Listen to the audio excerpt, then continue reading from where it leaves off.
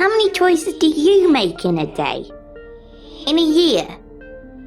In a lifetime? How many really matter in the end? Do you agonize over the small ones and avoid the important ones? Here on my lift, in this place where all things are possible, your choice matters. Your choices require sacrifice. Will you make the right one?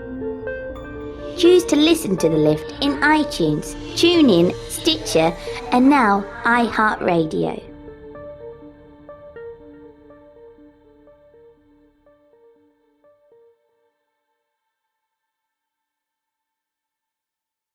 When the door closed again, Anna sighed.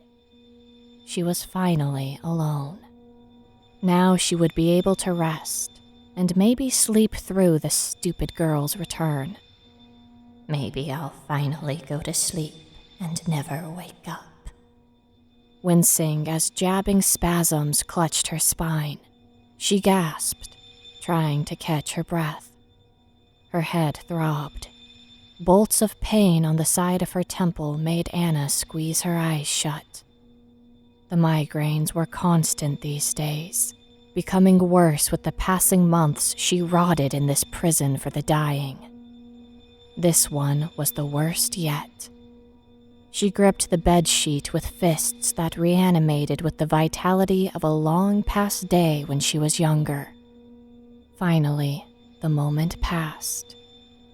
Her head still swirling, Anna opened her eyes and... the room was... She shot up. "What is this?" she shouted. Her voice was so strong. Dark velvet wallpaper, inset with thousands of golden teardrops, replaced the stale wall paint. She'd only seen wallpaper like this in one building in her entire life. "It can't be," she said, surprised at how clear her throat was of its usual phlegm and how full her voice sounded. No, not full. It sounded younger. Cool air danced across her neck. Anna felt for her hair, stunned that it was pulled up into a tight bun for the first time since she came to this prison. Her hands glided down from her hair to her cheeks. No wrinkles. Now on her throat, that familiar slab of loose, aged skin was gone. Her heart skipped as she felt her breasts. Firm, even without a brassiere. "What in the heavens?" She threw back the covers, exposing two smooth, shapely legs. Below her feet, hardwood flooring replaced the sterile tile she'd moped across 1,000 times. "This is a dream. A cruel dream." Her room was different. Her body rejuvenated. Yet it couldn't be. Though her hair was full and her body was firm, the pain she'd been living with for well over 2 decades was still there. The vice still squeezed her spine, and those familiar bolts still shot up her legs when she swung them over the edge of the bed.